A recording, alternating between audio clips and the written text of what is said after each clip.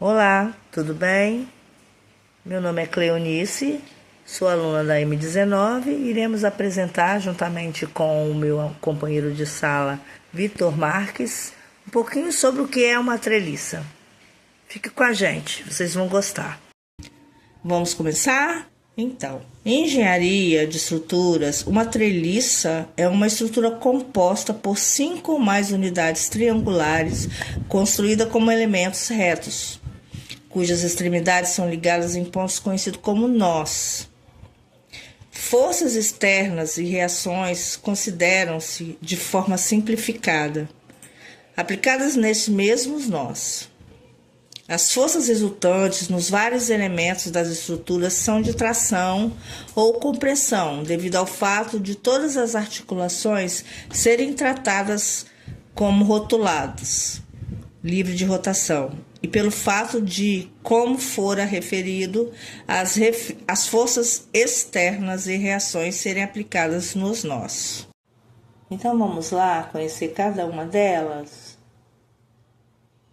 Vamos primeiro falar da treliça planar bidimensional, que é uma estrutura onde todos os membros e os nós se encontram no mesmo plano.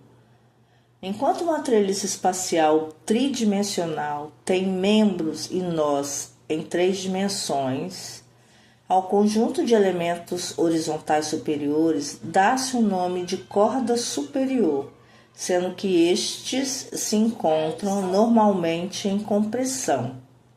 Ao conjunto de elementos horizontais inferiores dá-se o nome de corda inferior, sendo que estes, por seu lado, se encontram em tração. A treliça é bastante utilizada na construção de barracões e na área de construção civil.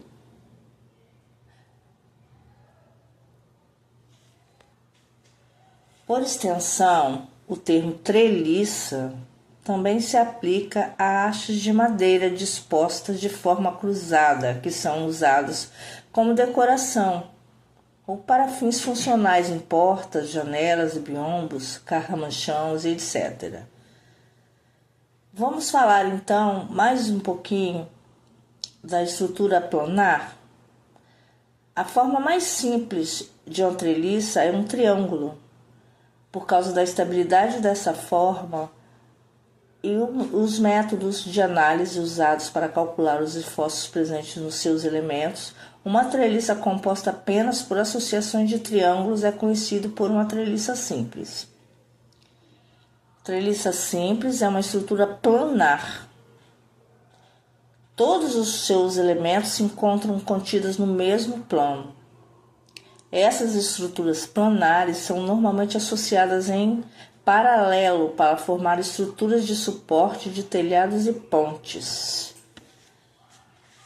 A altura de uma treliça, ou melhor, a distância entre a sua corda inferior e superior, é o que a torna uma estrutura eficaz, tendo em conta, na verdade, uma treliça tem um funcionamento idêntico ao de uma viga na sua configuração geral.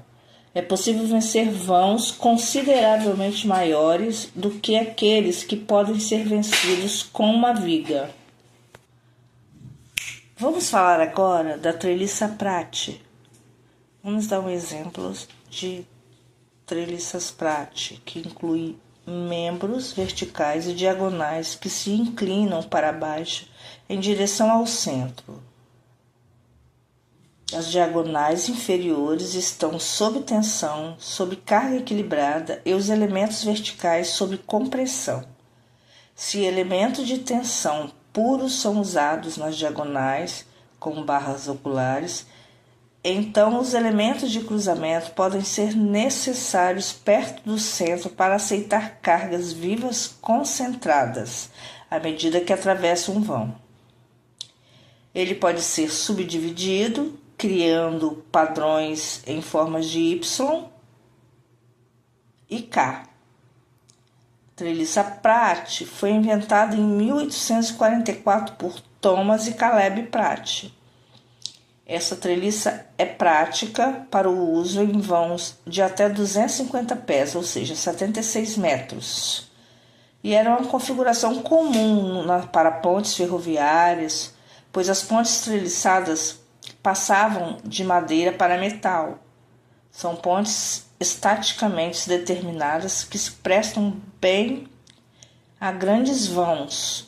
Elas eram comuns nos Estados Unidos em 1844 e o início do século XX.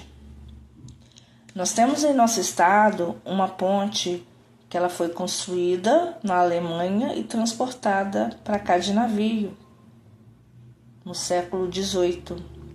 E ela chama-se hoje Ponte Florentina Vidos, a famosa 5 pontes. Vamos falar da treliça tridimensional.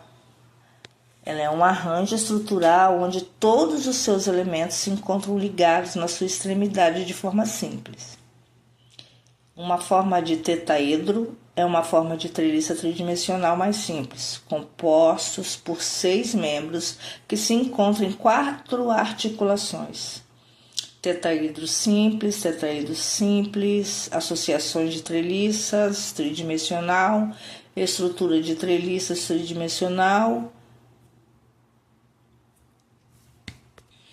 Para conhecermos mais sobre treliças, vamos saber um pouquinho da mecânica de treliças?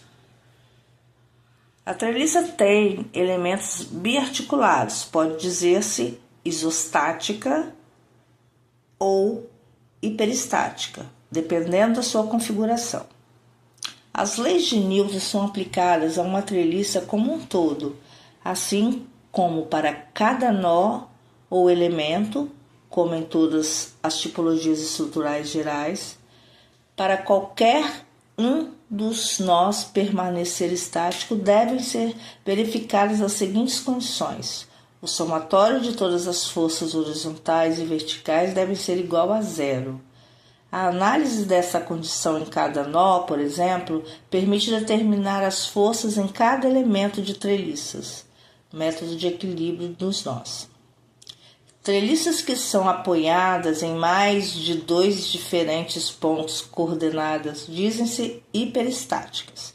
Nesse caso, a aplicação das leis de Newton por si só não são suficientes para determinar a magnitude das forças em vários elementos, de modo que uma treliça com apoios articulados seja estável, é necessário que a sua configuração seja uma associação de triângulos. Em termos matemáticos, temos as seguintes condições necessárias para que essa estrutura seja estável. Quando a treliça diz isostática, pois os esforços nos elementos e as reações de apoio podem ser determinados apenas utilizando as leis de Newton. O estado isostático de uma treliça é o estado limite de equilíbrio. De fato, cada elemento da treliça seja retirado ou falhe, toda a estrutura falha. Algumas treliças são construídas com um número superior ao mínimo de elementos necessários para se encontrarem devidamente equilibradas. Tais treliças podem manter-se estática quando algum dos seus elementos falhe, sendo que o equilíbrio é estabelecido com o aumento da magnitude de forças nos restantes elementos. Mas e agora? Qual treliça escolher? A primeira coisa a se pensar antes de definir o tipo de treliça a ser utilizado é ter em mente como será a cobertura. Diferentes coberturas precisam de diferentes tipos de treliça, cada qual com a sua peculiaridade. Outro fator importante para se analisar é o número de apoios para a treliça e o tamanho do vão entre esses apoios. Isso define a robustez que a treliça deve ter e, consequentemente, sua geometria final.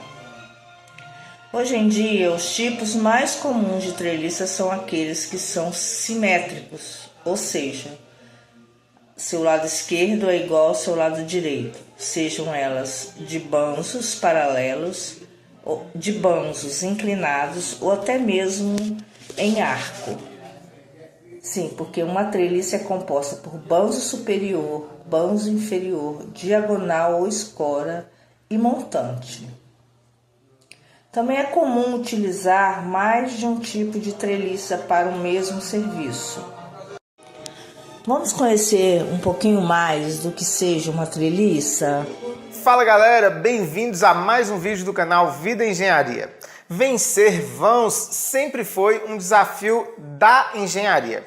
Quando você tem aqui um elemento sólido e você vai utilizá-lo para vencer um vão, você tem aí neste elemento sólido uma combinação de esforços. Isso aí a gente chama de flexão. E o que acontece?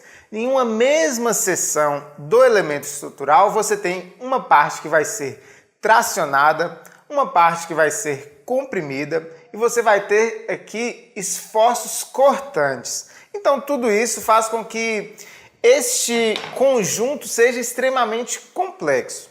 E aí o que acontece? Quando você tem essa barra sólida resistindo ao esforço de flexão, por todos esses esforços que a flexão gera, você cria dentro deste material algumas zonas de material que não estão sendo utilizadas, são excessos de materiais. Alguns pontos deste elemento, algumas que a gente chama de linha neutra e alguns pontos bem específicos são apenas excesso de peso. Só que aí surgiu isso aí há muito tempo, uma grande, digamos assim, sacada, que são as treliças. E aí, o que é o legal? O que é o ponto-chave dessa treliça que eu vou explicar para vocês aqui agora? Vocês já perceberam que a treliça aqui, ó, ela é cheia de buracos, né? Vocês podem observar aí nas vigas treliçadas, nos telhados. Ela é extremamente leve porque ela economiza bastante no material. E aí você se pergunta, mas como é que isso aqui, extremamente leve, cheio de buracos, consegue fazer o mesmo efeito de uma viga pesada de madeira sólida ou de concreto armado? Então, se você ficou curioso para descobrir, não deixe de acompanhar este vídeo até o final e roda a vinheta!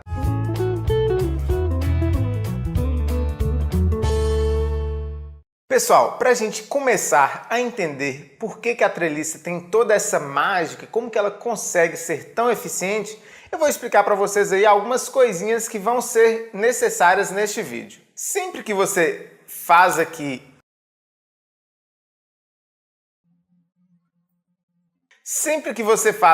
a união de duas barras na treliça, né, na formação da treliça, este ponto aqui onde as duas barras, ou três, dependendo, se encontram, este ponto é conhecido como nó. Então, a primeira coisa que você precisa saber é que esses locais aqui são chamados de nós de treliça.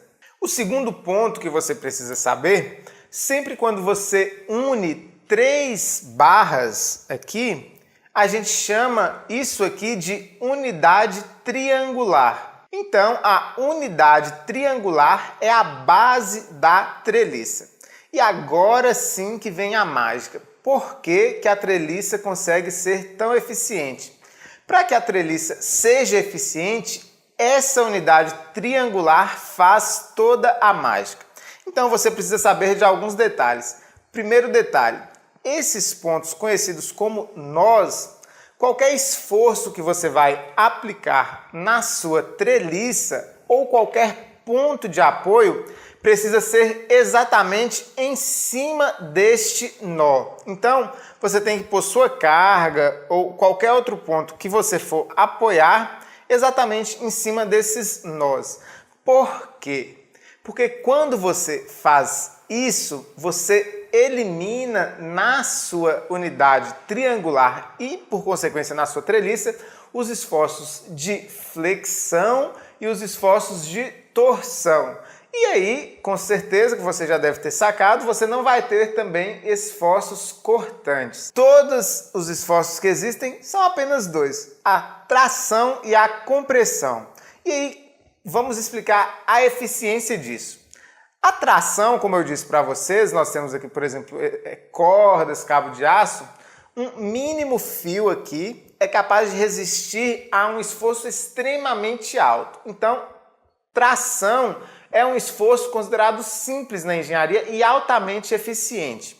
Já no caso da compressão, o que acontece na compressão que eu já expliquei para vocês? O principal problema da compressão é a flambagem. E na treliça, como nós temos aqui sempre dois pontos de apoio próximos, a gente consegue resolver o problema da flambagem. E aí fica explicado por que da eficiência da treliça. Porque só existe esforços de tração e de compressão, que são esforços simples. Quando você pega esta unidade triangular e vai multiplicando ela, e você tem pelo menos 5 unidades triangulares, isso aqui é conhecido como treliça. E a treliça não precisa ser apenas bonitinha assim. Você pode abusar da criatividade simplesmente pegando mais unidades triangulares e colocando aqui onde quer que você queira. E aí você tem aí vários exemplos de treliças bem legais, bem bacanas e altamente eficientes, que é o mais importante. Vamos agora a alguns detalhes. Essa treliça que eu estou mostrando para vocês é uma treliça plana, como vocês podem ver. E qual que é o detalhe, além de ter que aplicar as cargas e os apoios nos nós? As cargas precisam ser cargas planas também, ou seja, tudo tem que vir aqui no mesmo sentido da treliça. Você não pode pegar essa treliça e querer aplicar uma carga, um esforço no sentido que não seja o plano da treliça, ou seja, um sentido perpendicular. Não vai funcionar. Outro detalhe bem legal da treliça, percebam aqui que a gente tem vários nós, tá vendo? E uma treliça, ela consegue se tornar estática simplesmente se você apoiar, fixar 2 desses nós. Ou seja, qualquer desses pontos aqui, ó, 1, 2, 3, 4, 5, 6, 7 pontos, qualquer um desses pontos, se eu escolher 2 e fizer de apoio, por exemplo, eu posso apoiar esses 2, ou eu posso apoiar simplesmente esses 2 e formar um balanço, ou eu posso colocar aqui o apoio nesses 2 nós. Qualquer 2 nós que você escolher, você faz com que sua treliça se torne estática. E aí você pode pendurar carga em qualquer um dos outros nós que ela vai permanecer estática. Neste caso aqui que nós temos barras que resistem tanto esforços de tração como compressão. Claro que em alguns casos, algumas dessas barras podem ser substituídas por cabos de aço. Isso é muito comum ver em telhados também. Mas aí você precisa fazer esse cálculo para saber se a barra está comprimida ou tracionada. Se estiver tracionada, você pode substituir por uma corda, por um arame, por um cabo de aço e abusar da criatividade. Agora a pergunta que fica, se a treliça é tão eficiente, por que ela não é amplamente utilizada? Bem, vamos lá. Primeiro ponto, as treliças mais fáceis de ser fabricadas são as treliças de madeira. E aí, digamos assim, é uma mão de obra um pouco mais especializada e não é tão moldável quanto o concreto armado. Por isso que o concreto armado hoje é, digamos aí, um campeão e um sucesso. As treliças metálicas, elas são muito eficientes, mas são processos industriais que o dono proprietário aí da residência precisa contratar, seja aí de alguma empresa ou de algum local que faça essas treliças. Vejo vocês na semana que vem e aí eu vou explicar no próximo vídeo para vocês as treliças espaciais. Se você já está em dúvida no que é uma treliça espacial, dê aqui uma conferida. Vamos agora saber um pouquinho mais de como fabricar uma treliça. Veja essas dicas. Seja muito bem-vindos, que você consiga receber aí os seus conhecimentos que você procura aí no YouTube Brasil e muitas vezes você não consegue, muita gente não passa as dicas que eu vou passar para você, tá bom? Fazendo aí uma tesoura, uma treliça com perfil, né? Perfil U simples, né? De 75, né? 3 polegadas, ele dá 75/40 e o interno dá 68/30. Então a gente está usando esses perfil aí para a gente fazer a montagem, a confecção dessa nossa treliça. E eu vou mostrar para você aqui, o primeiro passo é você definir o tamanho dessa treliça. Nós já fomos lá no cliente, né? E nós achamos lá que ela vai dar 10 metros e 20 centímetros de comprimento. Então eu faço assim, 40 centímetros de altura. Essa aqui vai ter 40 centímetros de altura. É uma medida muito legal. 40 centímetros eu vou colocar aqui para você ver. Com a trena.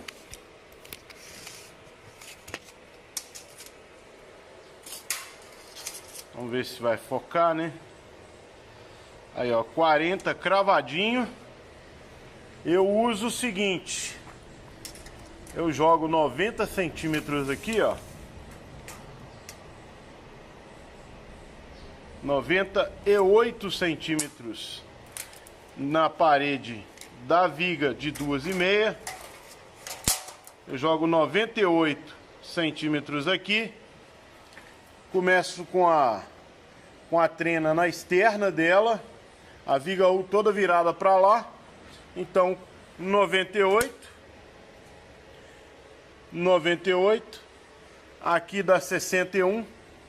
A interna aqui dá 61. Claro e evidente, você não tem que respeitar essas medidas. Mas é assim que eu faço. Então fica assim, a cada 98 centímetros eu coloquei uma coluninha. Aí você fala, poxa, por que colocou 98 e não colocou 1 metro, né? Porque na hora que eu vier fazendo a treliça, soldando, vai dar fora da emenda. Porque aqui eu tenho 6 metros de comprimento. E eu vou emendar mais 4,20. Então na hora que eu emendar aqui, ó, esse espaço aqui fica fora, porque eu soldo ele por fora e depois eu soldo por dentro. Se eu tiver com essa última que só tá pontilhada aqui, ó, ela é só gabarito. Se eu tiver com ela aqui, o que vai acontecer? Eu não vou conseguir fazer uma soldagem por dentro. Então essa vai ficar aqui, ó. Então com isso eu consigo fazer uma soldagem na emenda muito melhor e ainda consigo transpassar de 2,5 por dentro para dar o reforço que eu preciso. Isso vocês vão ver logo em seguida. Beleza, definiu tudo isso. O que você vai definir agora? Já tem o tamanho, 61 centímetros. O que eu faço aqui, ó? Eu preciso que essa parede dela aqui, ó, fique encostada no fundo. Olha aí. A de cima eu não preciso de dobrar, porque o ângulo me permite que ela encoste sem eu precisar de fazer nada. Mas a de baixo eu dobro as pontas dela. E na hora que eu colocar aqui, ó, a de cima apoia lá e a de baixo apoia embaixo também, ó. É essencial que esse apoio aqui, ó, venha até o fundo para dar uma resistência mecânica que você vai precisar nesse tipo de treliça, tá certo? Então a nossa dica principal hoje é você apoiar bem, porque tem pessoas que pegam ela e colocam só assim, ó. Olha a distância que dá, pessoal. Se você colocar ela só assim, olha a distância que fica. Então você soldou por aqui, só que aqui no meio você fica muito frágil, muito fraco. Levando até o fundo, isso apoia.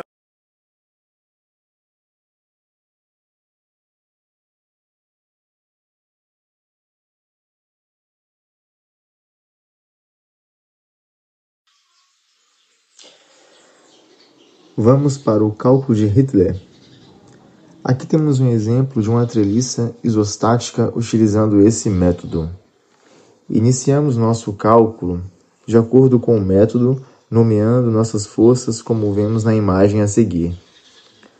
Temos AX, que representa a força horizontal, AY e DY como forças verticais.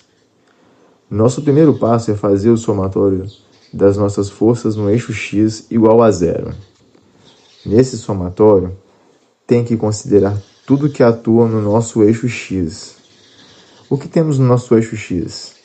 Temos nossa força AX, e ela será positiva, pois vamos considerar que tudo que está da esquerda para a direita será positivo. Se eu quiser considerar o contrário, não tem problema. A gente também pode considerar da direita para a esquerda positivo. Pois estou arbitrando esse valor, então tenho aqui que não possuo mais nenhuma força horizontal. Portanto, já temos o resultado sendo AX igual a 0. Então agora vamos encontrar todas as forças que estão no nosso eixo Y, que são forças verticais. Temos AY e DY e a força concentrada de 12 kN, sendo as únicas coisas consideradas nesse somatório. Então temos AY mais DY menos 12. Por que menos 12? Pois está ao contrário que eu arbitrei como positivo. Essa equação é igual a 0, porque não existe mais nenhuma força atuando no meu eixo Y. Irei isolar esse Y para o outro lado. Então, o sinal vai trocar. Eu tenho que AY mais DY é igual a 12. Então, farei o somatório dos momentos no meu apoio A igual a 0. Irei considerar também tudo que fizer minha estrutura girar no sentido anti-horário para a esquerda. Será positivo. E tudo que fizer ela girar no sentido horário será negativo. Vamos continuar. A primeira força que pode gerar um momento é de 12 kN, considerando o nosso ponto de referência A. A força fará um giro horário, tornando A negativo. Então isso significa que a força gira em um sentido contrário a que eu arbitrei, positivo. Então, aqui eu vou ter menos 12 vezes o meu braço de alavanca, que é a distância entre meu ponto de referência e o apoio que estou calculando, que é 6. Concluímos essa primeira parte do cálculo. A segunda força que pode gerar um momento é a reação DY, que está fazendo uma força no sentido anti-horário. Essa força fará a minha estrutura girar para cima. Nessa rotação que ela faz no sentido em que arbitrei será positivo. Isso significa que DY será positivo. Então, eu tenho DY vezes meu braço de alavanca, que é a distância entre meu ponto de referência e a força que será calculada, que será de 3 mais 3 e mais 3, totalizando uma distância no valor de 9. Como não temos mais nenhuma força na treliça, podemos falar que essa equação é igual a 0. Vou passar esse 12 vezes 6 para o outro lado, então o sinal irá trocar. Então terei 9dy igual a 12 vezes 6. Fazendo essa conta rápida, temos 12 vezes 6 igual a 72. Irei dividir por 9, passar ele dividindo. Então eu vou ter que dy é igual a 72 dividido por 9. Então temos que dy é igual a 8 kN. Finalizando o nosso cálculo de momento, nosso somatório de momento. O próximo passo é encontrar o valor de AY. Para isso, basta substituir dy pelo valor que encontramos. Então, assim temos AY mais 8 é igual a 12. Trocando sinais, fica AY igual 12 menos 8. Portanto, temos que AY é igual a 4 kN. E assim finalizamos o nosso cálculo.